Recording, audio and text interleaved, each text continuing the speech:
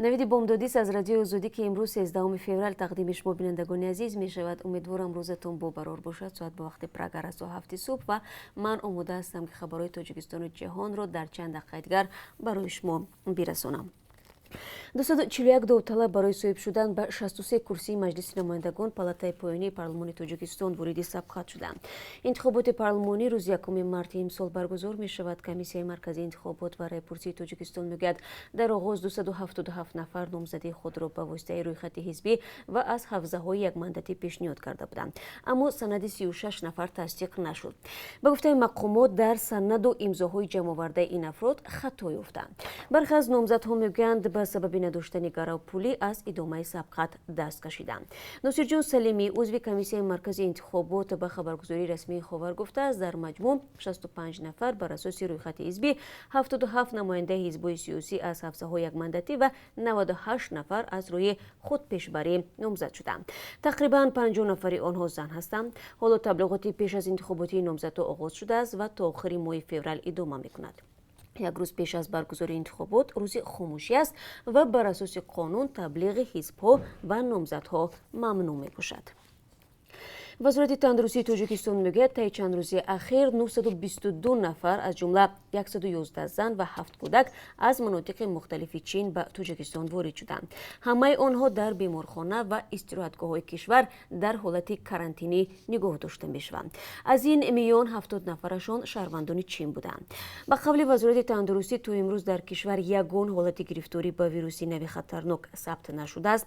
قرار است فردا نخستین گروه را از حساب آنهایی که طول 2 هفته در بیمارستان بیماری‌های سیرتی دوشنبه زیر معاینه طبیبان قرار داشتند و دوره کارانتینی را پشت سر کردند به خانه‌هایشان رخصت شوند. وکیلان مجلس نمایندگان تاجیکستان دیروز در جلسه نوبتی خود از طرح نو جانبداری نمودند که تنظیم و نظارت را بالای نقلیات مسافرکشانی پرزور می‌کند. طبق کدکس نو نقلیات اتومبیلی تاجیکستان هنگام راه دادن به کمبودی‌ها اجازتنامه شرکت‌های خدمترسان در بازار مسافرکشانی بازخواند می‌شود. خدایارزاده وزیر نقلیات میگوید این سند بهتر نمودن صفت کار نقلیات مسافرکشانی را طبق معیارهای بین‌المللی پیش بینی نموده است. وزیر نقلیات ابراز داشت که سالهای اخیر خدمترسانی طریق تاکسی رشد یافته است و تنها در شهر دوشنبه 11 شرکت تاکسی فعالیت دارند. مسئله مسافرکشانی در دوشنبه و برخی نواحی دیگر سال‌هاست همچون یک مشکل حل نشده میان ساکنان بحث و بررسی می‌شود. از روی جدول پیش بینی شده حرکت نکردن نقلیات، از معیار زیاد بار کردن مسافران، از حد زیاد ایستادن در ایستگاه‌ها و با صدای بلند دعوت نمودن مسافران و گاه دغل گفتاری راننده و پلچین‌ها از مشکل‌های میباشد که ساکنان را ناراحت میکند.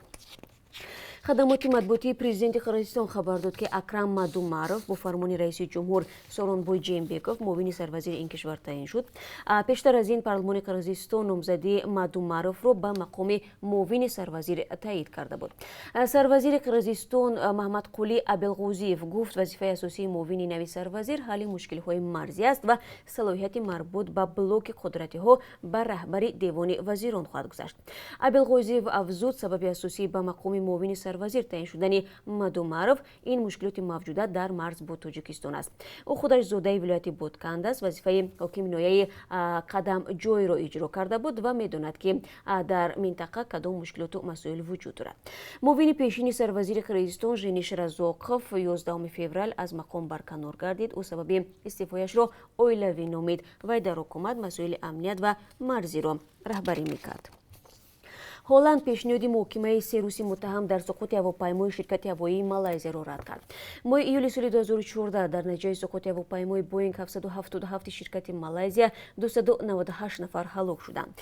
وزیر عدلیه هلند در یک پیام دیروز نوشت که مسکو در ماه اکتبر سال 2019 پیشنهاد نمود هلند محکمه این فوجیه را به مسکو انتقال بدهد. وزیر عدلیه این پیشنهاد را رد کرده است و افزوده است که محکمه افراد متهم برای دریافت حقیقت و عدالت نسبت 98 قربانی این فوجیه امری مهم است. وزیر افزوده است که حکومت به استقلال و کیفیت نظام عدلیه هلند اعتماد کامل دارد. تخمین می شود که 4 فرد متهم در سقوط هواپیمای مالزی که 3 نفرشان روس و شخص چهارمی شهروند اوکراین می باشد فعلا در روسیه اقامت دارند. هلند تحقیق بین‌المللی این فوجیه را رهبری می کند.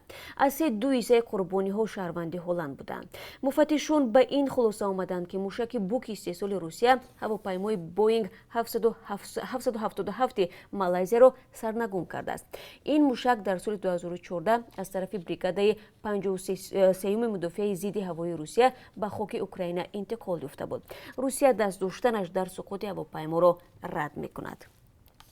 رئیس کمیته اندوز تاجیکستان قرض شرکت ساختمانی کامل 2010 از حساب اندازهای پرداخت نشده در کلوب را در برابر قرض دیگر کارخانه و شرکت‌های این شهر ناچیز دانست. هفته پیش مقامات کلوب گفتند شرکت ساختمانی مذکور بیش از 4 میلیون سومانی اندازی نپرداخته دارد.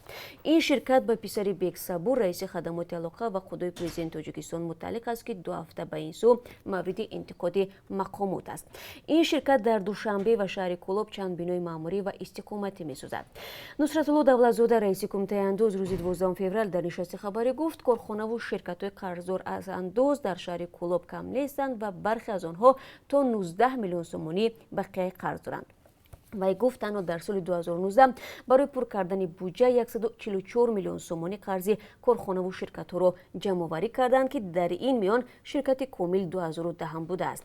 نصرتالله دولت‌زاده گفت همه گونه قرض اندازی شرکت و کارخانه‌ها زیر نظارت است و چاره‌جویی می‌شود. رئیس نویای تیمور ملیک در ولایت خطان اقرار کرد که 3 ماه پیش در ایام سردی و هنگام گشودن یک دکان داروی حیوانات دختران را با لباس بهاری به پیشوازش برآوردند و آن را کاری دستی تابعانش نامید.